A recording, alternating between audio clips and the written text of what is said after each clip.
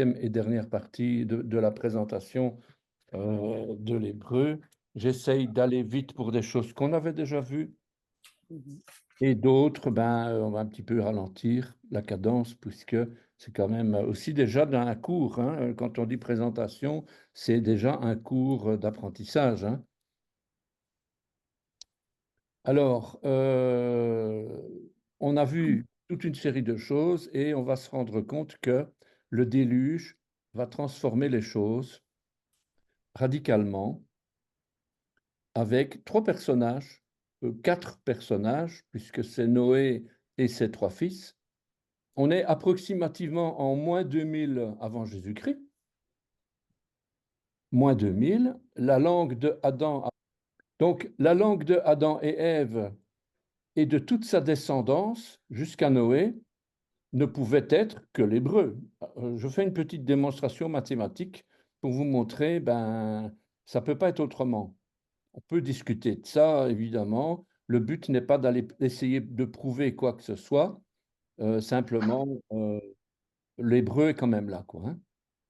Alors, on a Shem et Ham du côté droite et Japhet du côté gauche.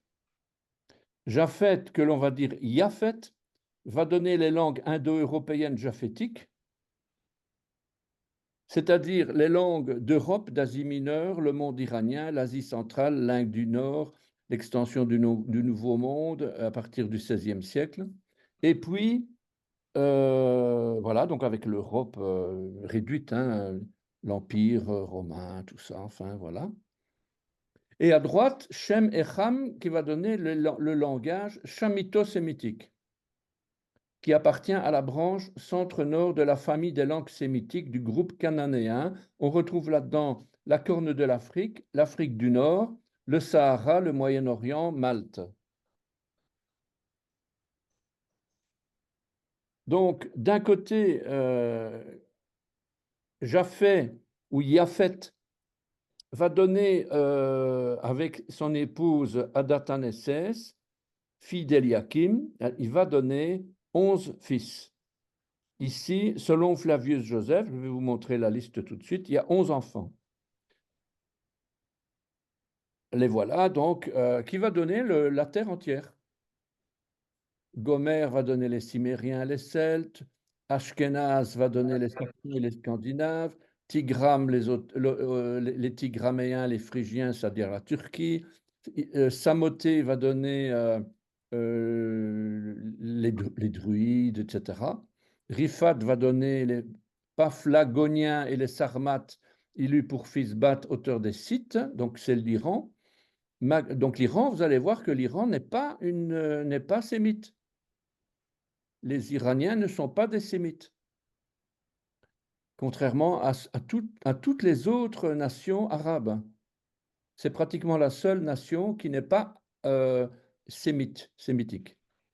Magog va donner les Massagètes, le Turkménistan, l'Ouzbékistan. Madaï, les Mèdes et les Perses. Javan, c'est les Grecs. Yavan, c'est les Grecs, avec tout Rhodes et compagnie, Éole, toutes les îles. Tubal ou Toubal va donner la Géorgie, les Ibères. Méchec, la fédération de Russie actuelle. Tiras, les Tyriens et les Thraces. Togarma, les Géorgiens, les Arméniens. Morok, les Illyriens. Tars, les Aubères et les Tirséniens. Et Chétéim, les Romains. Donc, c'est un petit peu l'Europe, quoi. Hein, l'Occident. Et on va retrouver là-dedans des langues albanaises, anatoliennes, arméniennes, baltoslaves, celtiques, germaniques, helléniques, indo-iraniennes, romanes, tochariennes qui n'existent plus. Et de l'autre côté, on a les langues chamito-sémitiques, donc c'est les Sémites et l'Afrique. Donc, je dis l'Afrique, mais c'est pas que l'Afrique, c'est parce que ça vient de Ham. Et ça va donner les langues berbères, les langues couchitiques, les langues sémitiques, l'égyptien ancien, les langues tchadiques, les langues omotiques. Donc ça, c'est... alors, après le déluge, les langues ont commencé à se transformer. Donc, on va avoir donc, le langage chamito-sémitique qui appartient à la branche centre-nord de la famille des langues sémitiques du groupe cananéen. Toutes les langues descendent de Noé et de ses parents Lamech, fils de Mathusalem, issu de la lignée de Seth, et il est père de Noé et meurt 5 ans avant le déluge à l'âge de 777 ans. Vous avez vu comment moi, je parle bien français.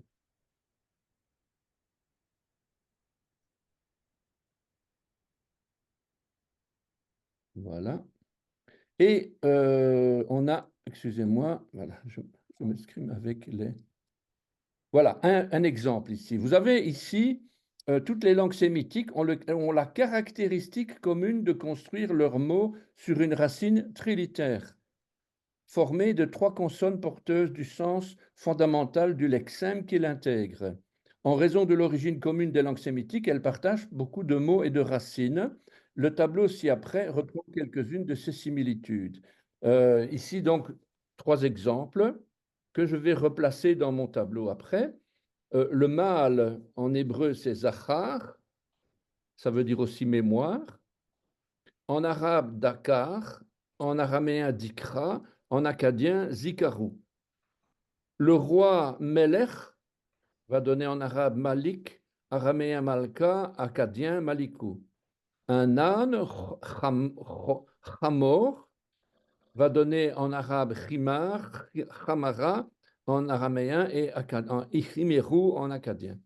Donc vous voyez bien en fait que c'est la même langue. Il y a juste des nuances, une évolution de la langue, des dialectes différents, mais c'est toujours la même langue en fait, hein.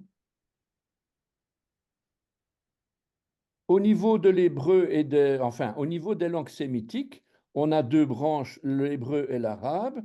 L'hébreu qui va être découpé en 2 parties, c'est-à-dire on a l'hébreu contemporain et l'hébreu biblique que l'on va appeler Lashon Kodesh, c'est-à-dire la langue sainte, ou bien Ivrit Mikraït, le texte hébreu, ou Ivrit Tanachit, le texte, l'hébreu de l'Ancien Testament, l'hébreu du Tanakh, c'est Torah, Nevim, Ketuvim, ou bien encore Lashon Amikra, la langue, la langue du texte, la langue de l'écrit. Et de l'autre côté, on a l'arabe avec les différentes différences quoi, dans les différents pays. On va voir que le point de départ, c'est toujours le même, c'est l'hébreu, le proto. On va dire le proto. Le sémitique, c'est toujours la même chose, toujours les mêmes mots, les mêmes syllabes, les mêmes expressions, et on va retrouver des racines trilitères. Je vous ai déjà montré des racines avec un texte, je pense, des racines trilitères, 3 lettres, dans les langues de la famille sémitique et au-delà des seules langues sémitiques, toutes les langues afro-asiatiques partagent ce même phénomène. Voilà, donc ici, on a les langues proto dès le départ, hein, ce n'est pas encore l'hébreu, mais ça va donner l'hébreu, parce que quand on dit proto-sémitique, ben, le sémitique, c'est Shem. Shem, ça vient de Noé, donc c'est la Bible, donc on voit bien que ce sont des Hébreux, les futurs Hébreux, on va dire, hein. Et on a ici 3 branches, le sémitique occidental, on a l'héblaïte et le sémitique oriental.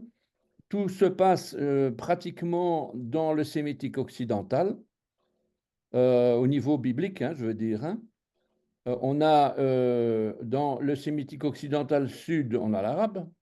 Dans le sémitique occidental centre, cananéen, nord-est, on a l'araméen. Akkadien, sémitique oriental à droite. Le nord-est va nous donner, le sémitique occidental nord-est va nous donner l'ougaritique. Et on va avoir l'hébreu, donc je vous ai montré le centre cananéen. Et puis, je replace les mots, les différents mots du roi, Meller, etc. Ben, en fait, comme on dit chez nous, c'est tout dit le même, hein, c'est tout le temps la même chose.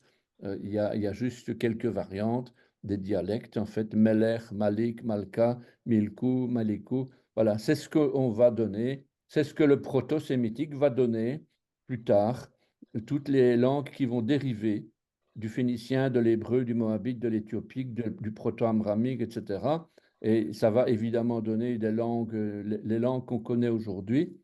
Mais regardez, la première apparition du mot hébreu, je pense que j'en avais parlé, se situe en moins 1810 et c'est dans Genèse 14, verset 13, lorsque on dit dans le Genèse 14, verset 13, Abraham a Ivri, a Ivri. Il s'agit d'Abraham l'hébreu, avant qu'il ne devienne encore Abraham, mais le texte ne fait aucune mention de la langue parlée par celui-ci et de ses descendants. C'était simplement une appellation, comme on dirait, si Pascal est là, ben, je dirais, Pascal l'Alsacien, ou le Strasbourgeois, ou le Taborien, je ne sais pas comment on dit à propos de Tabor, mais en tout cas, c'est une expression pour décrire Abraham, de quelqu'un qui parlait une certaine langue, voilà. Mais on ne disait pas encore la langue, on disait c'est l'hébreu. Voilà, Genèse 14, verset 13. Un fouillard vint l'annoncer à Abraham, l'hébreu. Celui-ci habitait parmi les chaînes de Mamré, l'Amoréen, frère d'Eshcol et frère d'Aner, qui avait fait alliance avec Abraham. Chaque fois que je dis Abraham, le texte va nous dire Avram, hein. C'est un B en français, mais on prononce V, hein. Mais bon, pour l'instant, on ne va pas trop tenir compte de ça, mais à l'avenir, il faudra dire les lettres telles qu'elles sont là. C'est pas Abraham, c'est Avram, puisqu'il n'y a pas de dagesh dans la lettre bête. Un dagesh, c'est un point qui va le rendre le bête occlusif. Donc on va dire B. Alors, il est généralement admis que le terme hébreu viendrait de l'expression mais est vers la Nahar, de l'autre côté du fleuve, qui désigne l'origine d'Abraham, quoi, hein. Les patriarches parlent l'hébreu biblique alors que leurs proches restés à Haran parlent l'araméen. Alors, l'origine de notre langage. Donc, vous avez le globe terrestre avec la création, le tohu-bohu, point d'interrogation, on n'a pas d'infos. Dieu ne nous en a pas donné. Aucun journaliste n'est revenu de l'époque avec des preuves. Voilà, donc on ne dit rien. Par contre, ce qu'on sait, c'est que, selon toute vraisemblance, d'après les dates, d'après la Bible, Adam serait apparu en moins 3760, puisque l'apparition des hiéroglyphes a commencé en moins 3100. Donc, en fait, on a commencé à découvrir des hiéroglyphes et on les a datés de moins 3100, quoi, hein. Donc, et puis le peuple juif a calculé comme ils savent le faire, et nous sommes aujourd'hui en 5784, donc pour dire que 5784 ans après la naissance d'Adam. Alors, j'ai un truc qui bloque là, voilà. Donc, on a là Noé qui est en moins 2105, c'est toutes des approximations, mais c'est ce qui se ressort en tout cas des hiéroglyphes et de l'apparition des documents. On a donc 1656 ans après Adam. Noé vient 17 siècles après Adam. Puis à droite, vous avez moins 1810 Abraham, moins 1445 l'exode d'Égypte avec Moïse. Euh, oui, voilà. Alors, la langue parlée par Noé et sa descendance, entre Adam et Ève, il y a à peu près 17 siècles, donc, hein, comme je vous l'ai dit. Noé est né en moins 2105, Abraham en moins 1813. Il y a à peu près 300 ans entre eux. Quand vous faites le calcul, ben, vous vous dites, si Abraham est appelé l'hébreu, ben, forcément, Noé parlait l'hébreu. Pourquoi est-ce qu'il parlerait une autre langue juste 3 siècles avant? Bon, c'est comme le français, entre le XVIIe siècle et le XXe siècle, c'est du français, mais qui a été complètement transformé au cours des siècles. Mais en attendant, c'est quand même la même langue, hein. Eh bien, l'hébreu, c'est pareil. Eh bien, si Noé parlait le proto-hébreu, Shem, Ham, Yafet parlaient eux aussi l'hébreu. Il n'y a pas de raison que Japheth, qui va donner l'Europe, l'Occident, etc., parlerait une toute nouvelle langue qui viendrait de l'égyptien ou je ne sais pas de quelle autre nation, vous voyez? Donc, il faut rester logique, hein. Si Yafet parlait l'hébreu, les langues indo-européennes sont une évolution de l'hébreu. Le français, l'anglais viennent aussi de l'hébreu. Alors, selon certaines sources, l'hébreu sous sa forme primitive est apparu indépendamment et même plus tôt encore que les hiéroglyphes égyptiens dont vous voyez ici des traces. C'est un docteur Douglas Petrovich, archéologue, qui suggère que l'alphabet le plus ancien du monde serait une forme primitive de l'hébreu. Vous voyez? Donc, c'est quand même une pointure de l'archéologie qui dit ça. Donc, moi, je suppose qu'on peut lui faire confiance, hein. Dans tous les cas, chaque symbole, chaque signe provient de quelque chose qui existe sur Terre. Regardez, alors ici, on a les deux alphabets, l'alphabet égyptien à gauche et l'alphabet hébreu ancien à droite. À l'époque de l'Ancien, du Moyen et du Nouvel Empire égyptien, il existait à peu près 700 signes hiéroglyphiques qui vont arriver à 6000 à l'époque gréco-romaine. Donc, ça a augmenté beaucoup, quoi, hein. Alors, le A, c'était un oiseau. Le B, c'était une espèce de jambe. Le C, une coupe. Le D, une main. Le E, un bras. Le F, c'est une espèce d'anguille ou je sais pas quoi. Le G, etc. Donc, vous voyez que c'est déjà une petite idée, hein. Et regardez de l'autre côté, l'alphabet hébreu. Le début de notre écriture se limite à 22 lettres. Et on a le A, c'est une tête de taureau. Alors, je dis, c'est quand même bizarre, ça n'a rien à voir avec l'égyptien. Le B, c'est une maison, et pas du tout une. Donc, en fait, où est-ce que je veux en venir?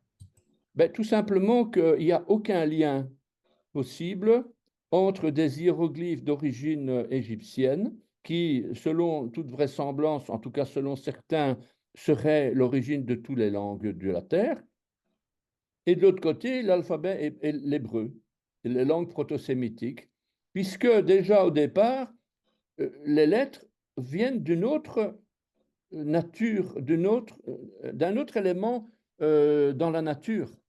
Si l'aigle ou l'oiseau devient un taureau, que la jambe devient une maison, bah, on dit ça n'a rien à voir. Donc, vous voyez bien qu'il y a une séparation nette, franche, évidente entre les deux alphabets. Que faut-il en conclure? Moi, je ne conclus rien du tout.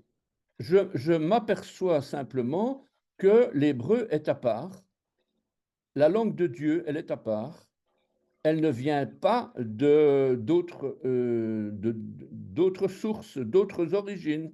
Dieu a fait en sorte, il a ses raisons. En tout cas, c'est une chose absolument certaine que notre langue d'origine, l'hébreu, euh, est unique. Et elle est la source de toutes les autres langues. L'égyptien, bon voilà, on peut discuter d'où ça vient, etc. Mais vous voyez en tout cas, la lettre A égyptienne est un aigle ou un oiseau ou un pigeon, et la lettre A en hébreu est une tête de bœuf, une tête de taureau. Alors, je vous avais aussi montré, je passe rapidement, mais pour vous montrer l'évolution de la lettre, on a l'époque moins 3100, c'est le point de départ, c'est la tête de taureau. En moins 1500, elle évolue vers une tête de taureau très schématisée. En moins 1100, ça devient quelque chose qui n'a plus tellement de ressemblance avec une tête de taureau, si ce n'est les deux cornes et quelque chose qui pourrait ressembler à la base de la tête du taureau. Et puis finalement, on va retrouver notre A.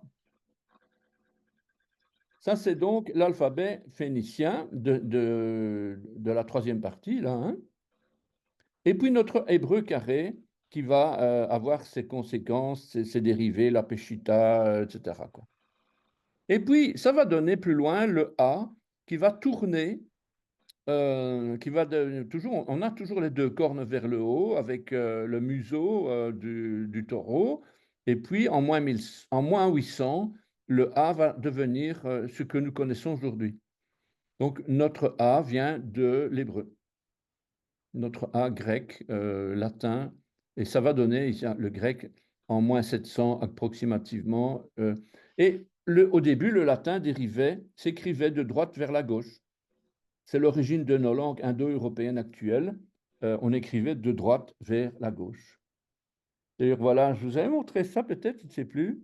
La fibule de Prunès, c'est une broche en or qu'on a retrouvée au XVIe siècle, XVIIe siècle, je crois.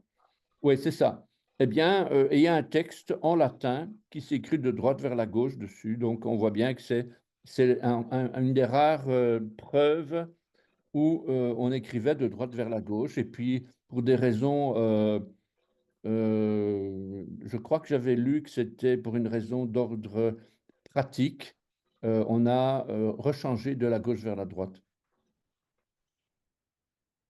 Voilà, donc voilà, c'est un extrait de Wikipédia, hein, donc je n'ai rien inventé. Le latin est une langue ancienne. On peut toujours critiquer Wikipédia, mais bon, il y a quand même de bonnes choses. Et voilà, en tout cas ici, ce qu'on appelait la langue italique. Le latin s'écrivait de droite vers la gauche. Alors, l'origine de notre alphabet, ben, comme je vous l'ai dit, toutes nos langues viennent du latin. Le latin vient du grec, le grec vient de l'hébreu, jusqu'à la lettre tau. Vous savez que la lettre tau qui va donner la lettre tav a évolué. Il y a encore d'autres lettres qui se sont rajoutées par après. Upsilon, phi, chi, psi, oméga ont été rajoutées en moins 600 approximativement. Donc, il y a eu encore une évolution du grec. Voilà, donc on retrouve ici les lettres de l'alphabet grec et vous retrouvez alpha, bêta, gamma, delta, epsilon. Ben, euh, c'est un peu l'hébreu, quoi. Hein. Aleph, Bet, Gimel, Dalet, vous voyez les noms. Zeta, c'est Zayin. Heta est devenu Het. Ou plutôt Het est devenu Heta. Tet est devenu Theta, Yod est devenu Iota, Kaf est devenu Kappa, Lamed est devenu Lambda, Mem est devenu Mu, Non est devenu Nu, et puis Xi, je ne sais plus, je sais plus. Omicron, c'est une lettre qui est venue plus tard. Pi, c'est le P. Rho, le R. Tout le reste suit, quoi. Hein. P, Resh, Sin, épitaphe. Et voilà notre lettre tav, la fin de l'alphabet hébreu, et on a rajouté encore les 5 lettres ici. Donc vous voyez bien que j'invente rien, hein, le grec vient de l'hébreu, quoi. La lettre grecque tau correspond à la lettre tav hébraïque, voilà, et puis toutes les autres ont été rajoutées. Alors, on retrouve dans l'histoire l'écriture dite phénicienne en moins 1100. En réalité, les Phéniciens n'ont rien inventé. On dit que c'est l'écriture phénicienne, mais les Phéniciens, c'était des navigateurs. Et qu'est-ce qu'ils faisaient? Ben, ils voyageaient et ils ramenaient tout ce qu'ils avaient trouvé et ils ont importé l'écriture hébraïque. Donc, quand on dit de l'écriture phénicienne, faut rendre à César ce qui est à César et à Dieu ce qui est à Dieu et aux Juifs ce qui leur appartient. Ben, l'hébreu, ça a toujours resté de l'hébreu, hein. À l'époque, c'était de l'écriture hébraïque importée, mais c'était de l'hébreu toujours. Hein. Voilà les galères phéniciennes qu'on a retrouvées d'ailleurs un petit peu partout dans le monde, enfouies dans les mers ou dans les terres. J'avais un collègue d'ailleurs qui travaillait dans la construction et un jour il racontait en pleine réunion, ah ouais, tu sais quoi, on nous a fait démonter une galère phénicienne quand on a construit l'autoroute de choses machin, je ne sais pas laquelle. Et on a demandé qu'est-ce qu'on devait faire de cette galère. Et l'entreprise a dit, on démolit. Voilà. Et donc, il y a beaucoup de galères comme ça qui ont été mises à jour dans le monde entier, tellement il y en avait. C'était vraiment des peuples, des navigateurs. C'est les touristes de l'époque qui voyageaient beaucoup, ils ramenaient beaucoup de choses, entre autres l'écriture hébraïque importée. Voilà. Et d'ailleurs, on voit, entre parenthèses, dans cette image, les rames qui se trouvent euh, probablement, je ne sais pas si on les voit devant ou derrière, mais en tout cas, quand l'apôtre Paul parle du gouvernail d'un bateau, il s'agissait évidemment pas d'un cercle en bois qu'on tournait. C'était deux rames, une à droite et une à gauche, une à bâbord, une à tribord, qui faisaient avancer le navire.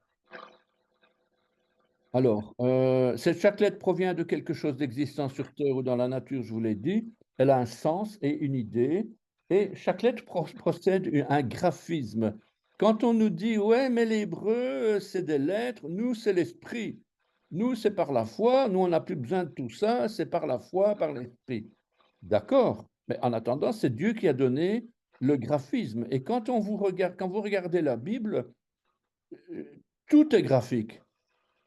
On va vite se rendre compte, se rendre à l'évidence, il est impossible que l'hébreu descende de l'égyptien. OK, ça j'avais dit. Alors, le regard de la foi. L'hébreu est une langue très imagée, très symbolique. On va retrouver le regard de la foi. Dieu a voulu que tout homme puisse voir, comprendre, agir, prendre toute la mesure de l'enseignement donné. Le livre de l'Apocalypse fait dire au Messie qu'il est le alpha et l'oméga. Mais Israël est un pays où on parle hébreu, on pense hébreu, on réfléchit hébreu, ou on va dire plutôt sémitique.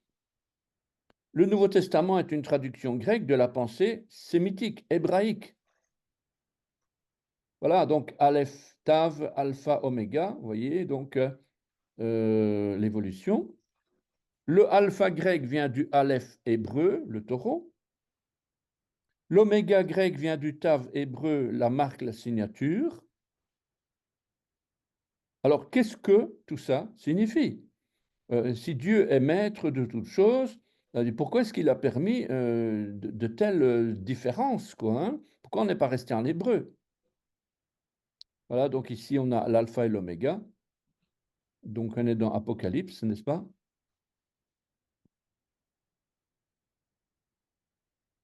Tav, c'est donc la marque, la signature, le sceau.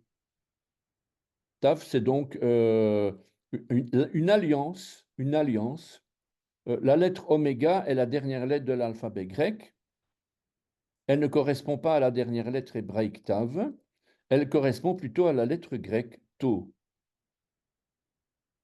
La lettre Tav représente la marque, la signature de Dieu, et même elle symbolise la croix. En moins 3500, si vous vous souvenez, on avait vu la lettre Tav, ce qu'elle était avant, c'était une croix légèrement inclinée. Donc, pourquoi? Parce que c'était deux bâtons que l'on venait cogner pour faire un contrat, on va dire, entre deux personnes. Ils contractualisaient quelque chose, chacun venait avec son bâton et il les croisait. Voilà, et c'était, voilà, on a fait une alliance, c'est comme une signature, c'est comme, voilà. Dans Aleph et Tav, on a la totalité de la vie, de l'éternité et de la mort, de tout l'enseignement de la parole de Dieu depuis le début jusqu'à la fin, depuis la nouvelle naissance jusqu'à la croix. Tout ce que Dieu a fait est parfait, il n'y a aucun hasard, aucune erreur. Voilà, donc je remets ce qu'on avait déjà montré. Voilà, vous voyez la croix en moins 3100, 3000, 3500, 3100 à peu près. Dans certains tableaux, on met d'abord une croix inclinée tout au début et puis une croix plutôt droite après. Euh, Ça dépend les sources. Mais quoi qu'il en soit, tout le monde sait qu'avant, c'était une croix, euh, alors que la croix romaine n'existait pas encore, hein, entre parenthèses. Donc voilà, la lettre hébraïque n'a rien à voir avec la lettre grecque. Oméga veut dire œil, l'œil, le regard. Donc, si oméga veut dire l'œil, le grec ne semble pas annoncer un message caché, alors que l'hébreu a été créé par Dieu dans ce but. Pourquoi est-ce qu'il y a tellement de secrets, de mystères dans l'hébreu, dans la Torah, dans le Tanakh, dans l'Ancien Testament, quoi? Pourquoi est-ce que c'est tout le temps tout le temps. Est-ce que Dieu, il fait exprès de nous, je sais pas, non, c'était fait exprès. Et il y a un but à ça. La lettre oméga tire son origine d'une lettre de l'alphabet phénicien Ein, rien à voir avec le Ein hébreu, hein. Le hiéroglyphe sur lequel la lettre phénicienne est basée signifierait œil. Cette lettre oméga, notant un son mi-ouvert, long, est inventée dans les cités ioniennes d'Asie mineure quelque temps avant 600, hein, avant 600, avant Jésus-Christ. Symboliquement, donc, contrairement à l'Ancien Testament, le Nouveau Testament n'est plus caché. Maintenant, on voit le Messie, on voit le salut. C'est le regard de la foi. Mais on le voit, la première chose que Dieu a fait, que le Père a fait lors du baptême de Jésus dans le Jourdain, regardez, écoutez, et en plus à haute voix, hein, il n'y a absolument plus rien de caché. Il révèle le Fils, il le révèle aux yeux de tous, aux oreilles de tous. Tout le monde est au courant. Ça, c'est le Nouveau Testament. Et le grec montre que c'est tout est à l'œil. L'oméga, c'est ça. C'est pas du tout quelque chose de caché. Et donc, il y a une évolution spirituelle.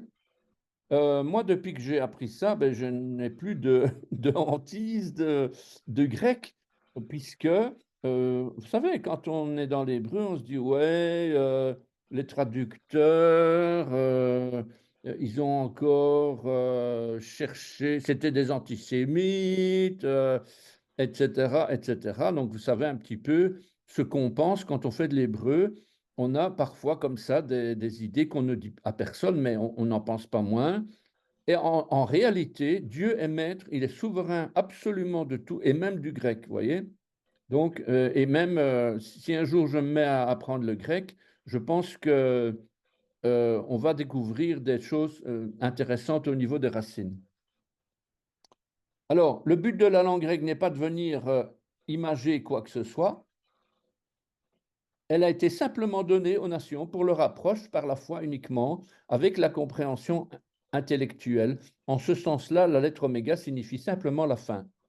Point à la ligne, quoi. Il n'y a pas d'interprétation, etc. Vous voyez où on se retrouve, hein.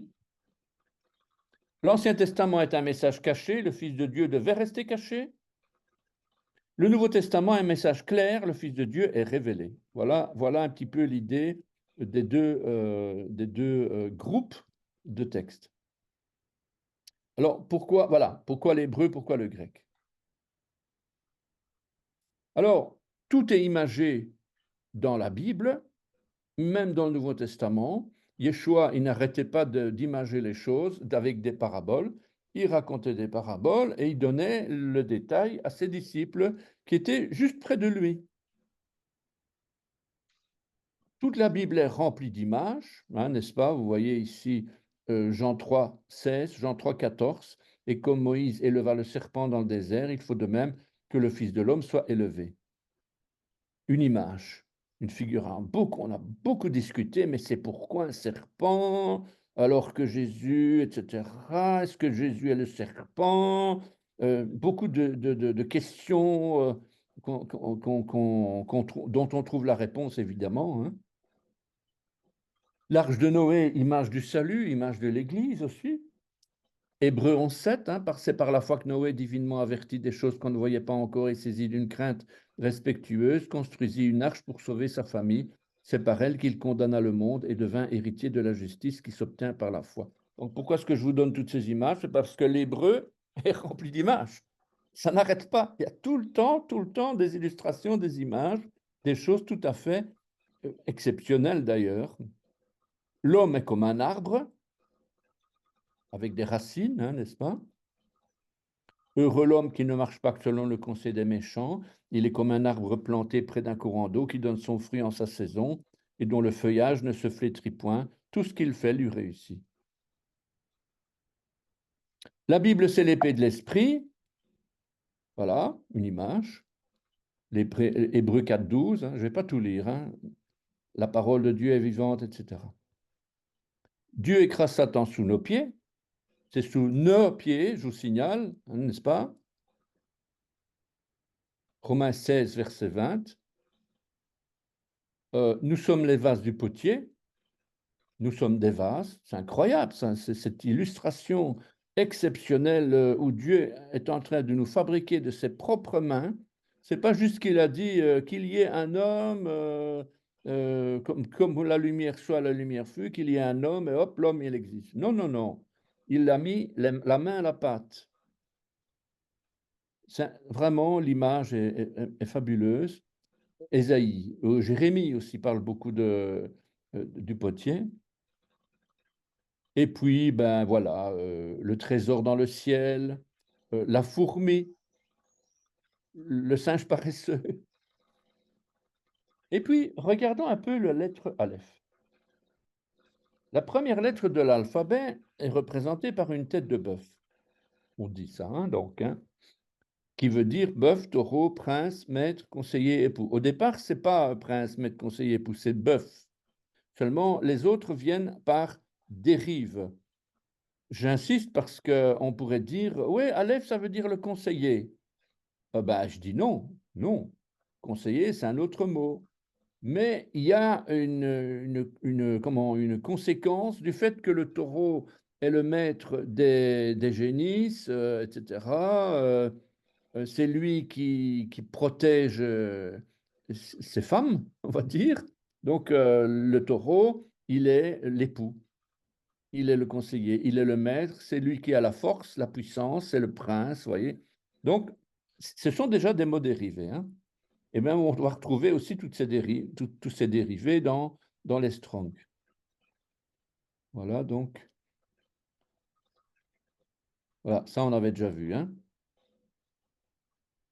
Tout commence par le 1, tout commence par le bœuf, image de la puissance du taureau qui est sacrifié, tout commence par le prince de la paix. Il est au début de toute chose, il est le maître, il conseille, il est l'époux divin, il descend de son trône de gloire pour venir se choisir une épouse. Toute la Bible est remplie de cette image de l'épouse. Voilà donc Yeshua qui dit, je suis le Aleph, le puissant, le premier, le taureau puissant, sacrifié sur l'autel, je suis le prince de la paix, c'est moi qui conseille, qui donne la vie, c'est moi l'époux divin. Moi qui suis Yod-He, Vav-He, l'Éternel, Yahvé, moi qui ne suis jamais né, je suis le premier-né de toute la création. Moi qui suis éternel, je suis mort et ressuscité. Et puis, je suis le Tav, la signature, le signe, la marque. Je signe mon œuvre de rédemption, personne ne viendra après moi. Je suis celui qui fait le lien entre Dieu et l'homme, entre la vie et la mort. J'unis l'ancien avec le passé. Voilà les passages. Je suis le Aleph et le Tav, le premier, le dernier, le commencement et la fin, où je suis l'alpha et l'oméga, on va dire, dit le Seigneur Dieu, celui qui est, qui était, qui vient, le Tout-Puissant, et il me dit, c'est fait, je suis l'alpha et l'oméga, le commencement et la fin, celui qui a soif, je donnerai de la source de l'eau de la vie gratuitement. Voilà donc le Seigneur qui se révèle de manière tout à fait ouverte et puissante. Alors, regardez. Donc, je reviens en arrière. Vous avez le Aleph. C'est quoi? C'est une barre inclinée au milieu avec deux parties, une à droite en haut et une à gauche en bas. Alors, j'avance. Regardez. On a trois lettres. On a un Vav au milieu et on a deux Yod. Qu'est-ce que c'est ça? La lettre Vav, c'est le V, hein? Aleph, Bet, Gimel, Dalet et Vav. C'est la sixième lettre de l'alphabet. La sixième lettre de l'alphabet qui sert à dire V ou bien O ou bien OU, qui veut dire le clou. La lettre Vav veut dire le clou, le crochet, la graffe. Et donc, cette lettre, elle représente comment les deux mains ont été fixées. On a deux mains. Pourquoi deux mains? Ben parce que le Yod, c'est quoi le Yod? Ben c'est une main. La lettre Yod veut dire la main. Le Fils de l'homme en bas, incarné dans la chair, sa valeur numérique, c'est 10. Et puis, de l'autre côté, la même lettre Yod, le Fils de Dieu en haut. Valeur numérique 10, évidemment. Alors, la lettre Yod, la main, valeur numérique 10. Quand on additionne, on arrive à un total de 26. Ce qui veut dire que le Aleph, la lettre Aleph, décomposée, en fait, la lettre Aleph est composée de la valeur du nom de Dieu, de Yahvé. Le nom de Yahvé, sa valeur numérique, c'est 26. Voilà, c'est une image. Bien sûr, ce n'est pas, on ne va pas en faire une théorie fumante. Oui, le Aleph, c'est 26. Non, ce n'est pas 26, c'est 1. C'est la première lettre de l'alphabet, c'est 1. Mais seulement, il y a une image derrière. Et c'est à chaque fois un graphisme spirituel que je suis en train d'essayer de vous montrer. Mais donc, on va, comme je vous dis, on ne va pas en faire des théories fumantes et tout ça, mais seulement, on va rentrer quand même dans de la gematria. C'est-à-dire qu'on va, on va quand même regarder qu'est-ce qui se cache derrière ces choses-là. Alors, autre chose maintenant, l'évolution de l'alphabet, c'est pour info, hein. On est en moins 3100, 3500, regardez. On est en moins 1800, à l'époque d'Abraham et Moïse. Et on est en moins, au moins 7e siècle, moins 8e siècle. Un petit peu après, voilà, comme ça. Donc, vous avez le Aleph, le Bet, le Gimel, toutes les lettres là. Et on va retrouver ces lettres-là dans des inscriptions, comme par exemple l'inscription de Siloam. Une analyse épigraphique montre que l'inscription date des 8e et 7e siècles avant Jésus-Christ. Voilà, donc c'est l'époque où on a construit le tunnel sous les règnes de Ézéchias sous Manassé. Et donc, c'est un texte qui est écrit en paléo-hébraïque. Voilà, c'est ce texte qui est appelé, cet alphabet qu'on l'on appelle alphabet phénicien, qu'on appelle faussement alphabet phénicien. Aleph, Bet, Gimel, Dalet. Regardez le Dalet, hein? Un triangle. Je dis ça, mais on va en reparler, hein, ça. Et alors, regardez. Pour les plus anciens, on va dire. Je ne sais pas quel âge vous avez tous, mais en tout cas, pour les plus anciens, vous qui avez vu l'histoire Ben-Hur ou les 10 commandements, ben voilà, regardez Moïse avec les tables de la loi. Alors, je me suis dit, tiens, qu'est-ce qu'ils ont été mettre là? Eh bien, les versions des tables de la loi apparaissent dans le film Les 10 commandements et sont apparemment composées des lettres issues de l'alphabet paléo-hébraïque. À l'époque, l'hébreu avec les lettres carrées n'existait pas encore. Donc, quand on met les 10 commandements avec de l'alphabet hébreu moderne, je vais dire notre hébreu à nous, ben c'est faux. C'était pas comme ça. Maintenant, on va pas faire d'histoire, on va pas faire la guerre. Non, c'est pas ça. Simplement, il faut rester un petit peu au clair avec les choses, hein. À l'époque, l'hébreu avec les lettres carrées n'existait pas encore.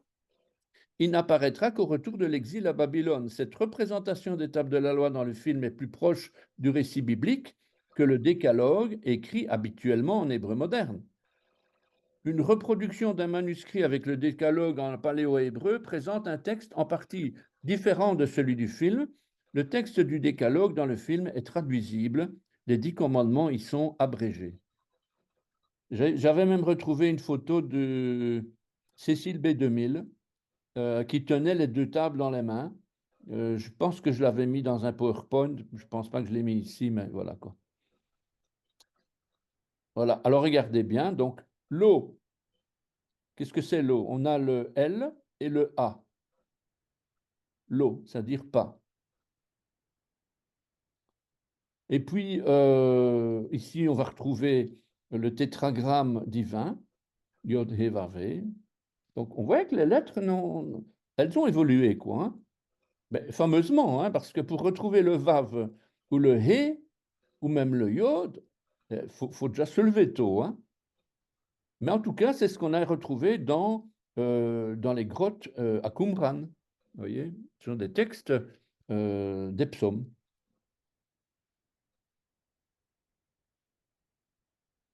Alors, qu'est-ce que j'ai mis ici? J'ai mis Abraham en entre moins 2000 à peu près, Moïse en moins 1800, David en moins 1000, 1100, Esdras un petit peu plus, donc vers moins 700, moins, comme ça par là, moins 800, moins 700. Et puis l'hébreu carré, le grec classique, le grec tout court en phonétique et le latin. Vous voyez donc l'évolution. Voilà. Donc on a nos 22 lettres. L'alphabet grec en possède 24. Mais voilà, on est approximativement la même chose, quoi. Avec notre tave, ça je vous ai. Alors, donc, ça on avait déjà vu. Oui, donc le latin va donner les langues romanes, le portugais, l'espagnol, le français, l'italien, le roumain, le catalan, le gallo, le romanche, l'occitan, le moldave, etc. La langue française était jadis construite sur base de racines. Regardez, pourquoi est-ce qu'on dit des lunettes? Parce que c'est net, lu de manière nette. Pourquoi on dit l'horloge? Ben, là où l'heure, elle est logée. Pourquoi on dit un verrou? Ben, parce que sur une porte, on pousse vers où? Vers où on pousse la porte? Vous voyez? Précieux, pourquoi on dit précieux? Parce que c'est près des cieux. Donc, le français est composé de racines de la même façon que l'hébreu. Et regardez, vous trouvez ça sur Internet, ce sont des exemples. Pourquoi on dit abducteur absent? Parce que ça vient de ab, la racine ab ou abs qui veut dire séparation, éloignement. L'adhérence, parce que ad veut dire en direction de. Altitude ou altier, c'est le sens de haut parce que ça vient de altus.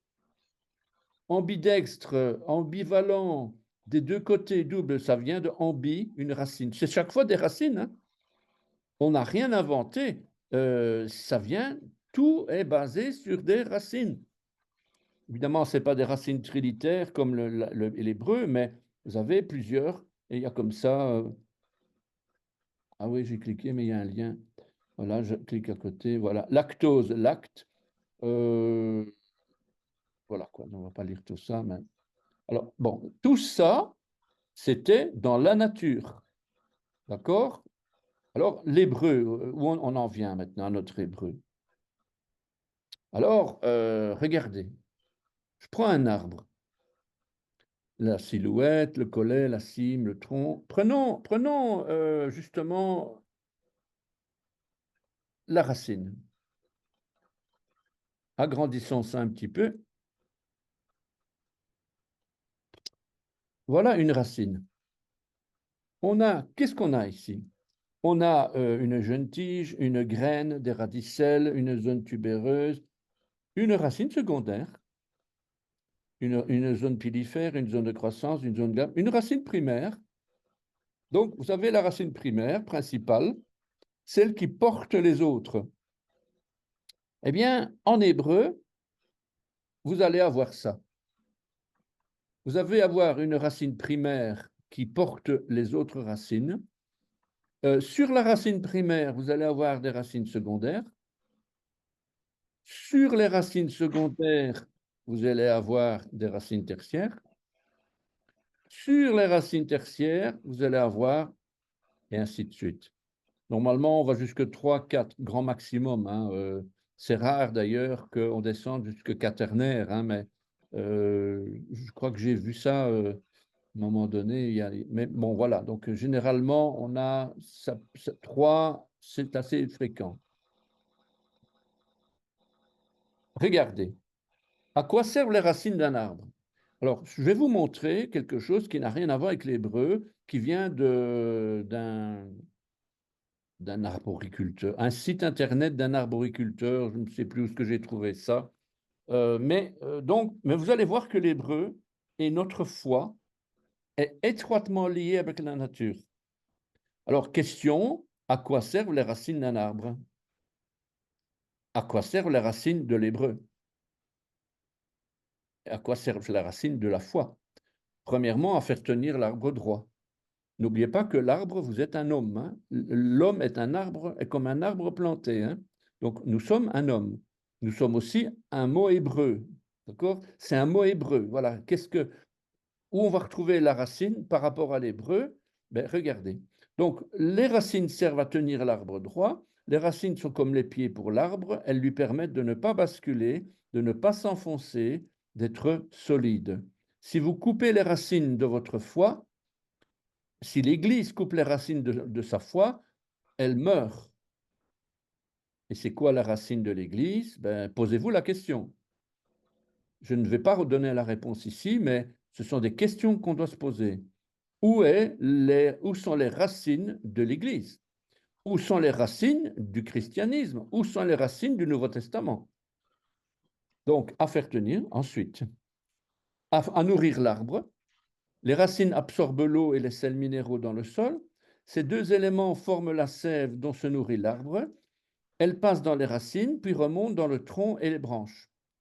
Donc la nourriture, les racines servent à amener la nourriture, les nutriments vers les branches, vers le tronc, vers les feuilles, vers les fruits et tout, quoi, hein.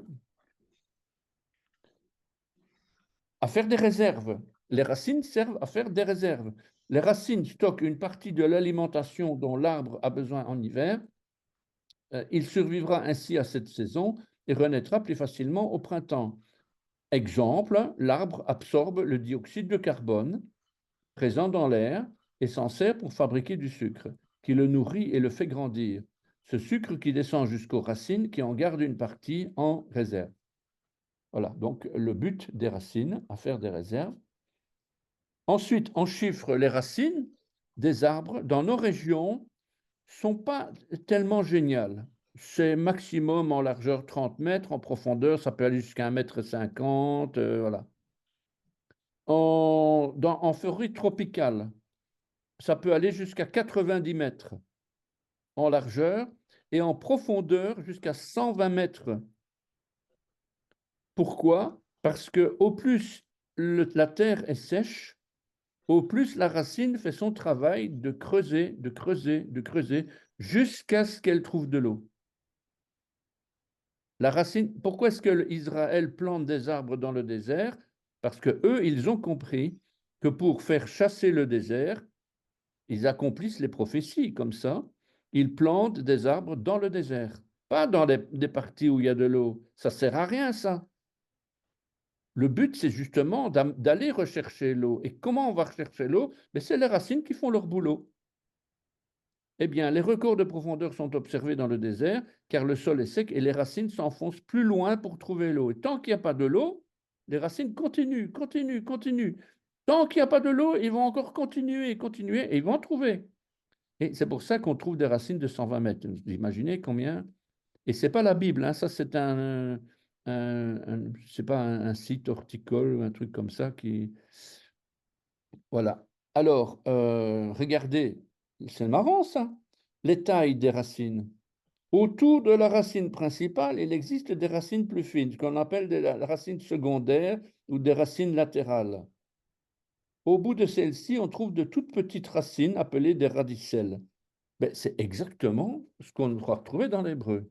Donc, quand Jésus il dit regardez la nature, etc., c'est ce qu'il dit hein, quand même, hein. Et nous, on dit moi, il est mignon, il parle de la nature, c'est marrant. Alors, on pense à notre chien, on pense à notre chat, on pense à notre petit pigeon, mais on ne va pas plus loin, quoi, hein. Or, c'est justement la nature, elle nous explique tout. Les animaux nous expliquent tout. Regardez, ici, donc, je prends un exemple, on a bientôt fini, hein. Je prends le mot la parole, le dabar. J'avais déjà montré ça, mais je reviens. C'est un exemple, hein. Donc la parole, c'est dabar. Comment est-ce qu'on écrit dabar? On écrit de droite vers la gauche. Dalet, bet, resh. Dalet, bet, resh. Debr, dabar. Le sens de la racine, que veut dire dabar? Ben, Dalet, ça veut dire la porte. Dalet vient du mot Dalet, qui veut dire la porte. Cette lettre domine le mot. Donc, en hébreu, vous demandez ça à n'importe quel scientifique, un linguiste hébreu, ben, il va vous dire, ben, la première lettre domine le mot. C'est comme ça. C'est comme ça. Le premier mot, et même les deux premières lettres, souvent, c'est les deux premiers ensembles qui dominent le mot. Donc, un couple. En tout cas, ici, la porte domine le mot. C'est l'entrée principale du mot. Au milieu, on a la bête, la bergerie, la maison. La porte donne accès à la maison. Elle donne accès au royaume. Et puis, là-bas, au bout, on a quoi? Resh, la tête, le commencement. La parole d'Abar nous conduit directement à la tête du corps. Je sais pas, moi, quand je vois un truc pareil, je me dis, waouh. Et comment j'arrive par la porte? Vous croyez que j'arrive, je rentre par la porte, j'arrive directement à la tête du corps? Et là, oh, oh, oh, on passe d'abord par la maison d'Israël, la bergerie qui est au milieu. On essaie d'éviter de passer par Israël, par les Juifs. Et quand Jésus dit que le salut vient des Juifs, ben, il faut l'écouter quand il dit ça. Pourquoi il dit ça? Mais parce que c'est les racines. C'est pas que c'est eux qui donnent le salut, mais c'est par les racines, c'est la maison d'Israël. Et vous voyez, le Dabar, c'est la parole de Dieu, hein, quand même. Hein. C'est pas n'importe quoi. Voilà, et je vous montre ici Dabar. Ben, je ne sais pas si j'ai les couleurs adéquates. Dabar, ça veut dire parler. C'est un verbe, ça veut dire parler, dire, répondre, promettre, prendre la parole, ordonner, etc. Il y a beaucoup de significations sur c'est en fait le davar. Hein. Le verbe, c'est davar. Ça, c'est la racine primaire. La racine, c'est le verbe. Ça va donner une racine secondaire. Vous voyez, les racines primaires, secondaires que je vous ai montrées. Que veut dire dabar? C'est une racine secondaire. C'est des mots, des choses, des événements, une parole, des manières, une manière de vivre, une cause, des propos. Vous voyez? Un discours aussi, on dit des émissions, émettre un discours, à faire des affaires, des occupations. Oui, ça veut dire beaucoup de choses, vous voyez? Tout ça à partir du fait de la parole, quoi. Et puis on a une deuxième, c'est le débert. Vous voulez pas écouter la parole de Dieu? Eh ben, c'est pas le dabar que vous aurez, c'est le débert. Voilà, tiens. Eh bien, que veut dire le débert? C'est la peste, la mortalité, la pestilence, le fléau, l'épizootie, le Covid en fait. Hein. Le Covid, le Covid, c'est une conséquence du péché de l'homme sur Terre. Moi, c'est ce que je dis ça. On pourrait dire, ouais, mais non, écoute, non, c'est les Chinois, c'est les machins, c'est si. Ok, hein, d'accord. Hein. Alors, donc, qu'est-ce qu'on a encore? Dobra. Dobera, c'est ce qui flotte, un radeau. Qui c'est qui flottait sur l'eau, qui marchait sur l'eau? Eh ben, c'est Yeshua, il marchait sur l'eau, il était au-dessus de l'eau. L'eau qui représente les nations, les eaux qui représentent aussi parfois le tourment, etc. Eh bien, lui, il marchait au-dessus de ça, lui. Et il disait même à Pierre, ben, allez, viens, marche au-dessus. Voilà. Et puis, qu'est-ce qu'on a encore? d'Aubert, d'Ibert, le pâturage. Ben oui, la parole, forcément, on va se nourrir de la parole. Donc c'est le pâturage, le parc, le mot, la parole, d'Aubert ou d'Ibert aussi. Il y a deux sens. Et puis, je reprends encore un dernier d'Abara, qu'on va retrouver d'ailleurs dans la formule magique. Comment c'est encore abracadabra. Je ne sais plus abracadabra. C'était quoi encore, Pascal? Abracadabra, celui qui dit, qui fait. Je ne sais plus. Abracadabra, c'est Je comment? crée comme je parle. Je crée comme je parle. Voilà. Je crée comme je parle. Donc, en fait, c'est une parole qui est acceptable, mais pour Dieu uniquement, mais pas pour les magiciens. Les magiciens ont volé quelque chose qui appartient à Dieu seul. Donc, je crée comme je parle. Merci. Alors, ça, ce sont donc des racines secondaires. Et puis, je prends ici la racine secondaire d'Abar et je vais me trouver des racines tertiaires d'Ibra, à cause, la manière, le sujet. Ça, c'est ce que vous allez retrouver dans les Strong, hein. Tout ça, vous retrouvez, hein.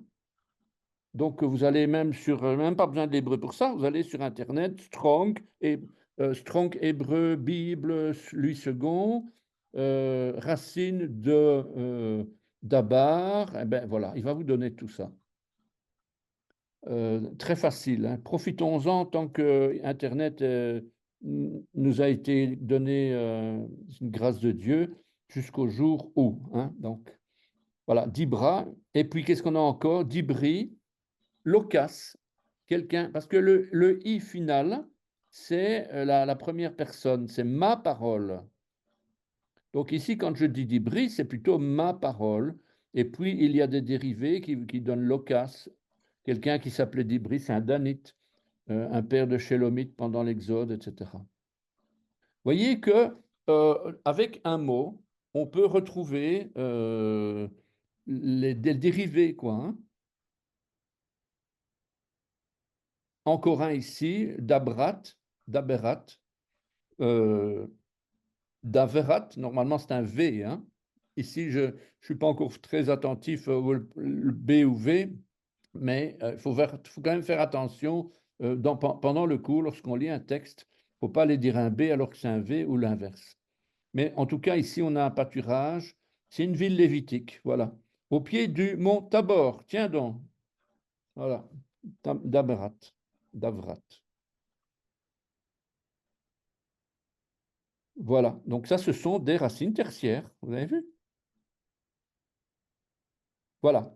Alors, je termine. La prochaine fois, donc en septembre, je survolerai aussi quelque chose d'important parce que on doit être au courant de ça, au sujet de la séparation entre le christianisme et le judaïsme.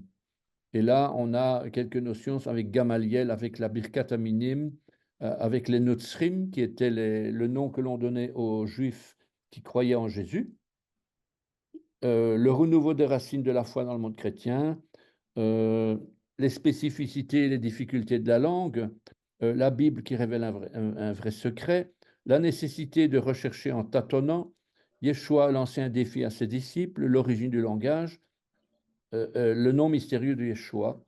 Donc tout ça, ce sont des choses, il y a tellement à dire. Alors, ici, je vous donne ici, pour terminer, quelques mots. Donc, ça va être enregistré, donc vous reviendrez dans là-dessus. Oufcha Neima, Oufcha Neima, bonnes vacances. Oufcha Neima. Et j'en ai profité d'ailleurs pour vous donner quelques mots. Euh, la valise, Misvada, une glace, Glida, un sac à dos, Tigaf. Ça n'a rien à voir avec la Bible, hein. Un appareil photo, Matslema, un passeport d'Arcon, un maillot de bain, Beged. Beged, c'est un vêtement. Donc, Beged Yam, un vêtement de la mer. Vous voyez? Je vais à la mer. Ani, Oler, la, Yam. Je marche vers la mer. Lunettes de soleil, Mishkafé, Shemesh. Shemesh, le soleil. Crème solaire, crème, Shizouf. Parasol, Shimshia et hôtel, Malone. Et je crois que j'ai fini. Ouais, c'est ça, j'ai fini. Donc, j'ai beaucoup parlé, mais vous avez donc ici euh, de quoi vous nourrir pendant les vacances. Et il y a tellement à dire, mais en tout cas, à partir de septembre, du premier vendredi de septembre, on rentre là vraiment dans euh, l'alphabet, les lettres qui se ressemblent. C'est beau, hein, le hé et le chet, euh, le kaf, le chaf, le resh, toutes des lettres qui se ressemblent. Donc voilà, il faut vraiment maîtriser ça. C'est basique, hein, vraiment maîtriser ces choses-là euh, pour qu'on puisse avancer dans le cours. Voilà. Voilà, donc je ne sais pas si vous avez des questions. Profitez-en tant qu'on est là encore connecté. Notez qu'on a créé un petit WhatsApp pour ceux qui veulent partager des questions, etc. Je pense que c'est Isabelle qui a partagé. Non, c'est qui avait posé des questions? C'est Isabelle, oui. Concernant l'alphabet, pourquoi est-ce qu'on dit Elohim, on écrit avec un Aleph, quoi? C'est que des questions euh, un peu logiques. Pourquoi est-ce qu'on écrit Elohim avec un A? Pourquoi le Aleph est prononcé E? Voilà, donc on a déjà un petit peu répondu sur WhatsApp en disant, ben, on est avec un alphabet de consonnes. Ce qu'on appelle un abjad, ce sont des consonnes, ce ne sont pas des voyelles. Le A, E, I, O, U, ce sont des consonnes. Voilà notre Aleph. Merci Isabelle. Donc voilà, ce sont des consonnes. On n'est pas habitué, on doit changer complètement de mentalité. Mais ça vient vite, hein, ne vous inquiétez pas. Tous ceux qui ont déjà touché à l'hébreu savent très bien que à un moment donné, ça roule, quoi, ça coule. Voilà, voilà, voilà. Excusez-moi, est-ce qu'on peut, comment peut-on avoir l'enregistrement, les enregistrements ou le texte? Les enregistrements se trouvent sur un site que j'ai donné, le lien sur le groupe WhatsApp. Je peux vous le communiquer. Il faut que vous me Oui, donniez vous m'envoyez éventuellement, si vous pouvez le noter dans le chat. Je ne sais pas si vous avez l'occasion d'écrire ici dans le chat oui, ou de m'envoyer, d'ailleurs je peux vous le mettre aussi, euh, un courrier à cours hébreu arrobase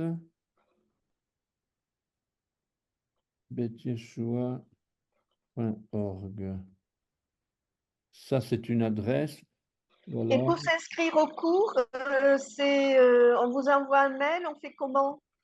Pour s'inscrire Euh, au cours en septembre? Je devrais vous expliquer tout ça en long, en large, parce que j'ai déjà prévu des vidéos qui sont déjà sur Internet, Ah où d'accord, j'explique de manière le plus simple possible d'accord, comment faire. Donc, il y a 3 modules, ça coûte 135 € sur l'année. d'accord. Euh, voilà quoi, c'est pas encore les tarifs prohibitifs, donc, mais voilà. Donc, Non, ça va. c'est quand même un site que je paye tous les mois, la location, donc il faut quand même que je rentre dans mes frais aussi. Non, non, mais tout à fait, c'est normal. Voilà, donc vous avez cours-hébreu-betiechois.org ou alors vous avez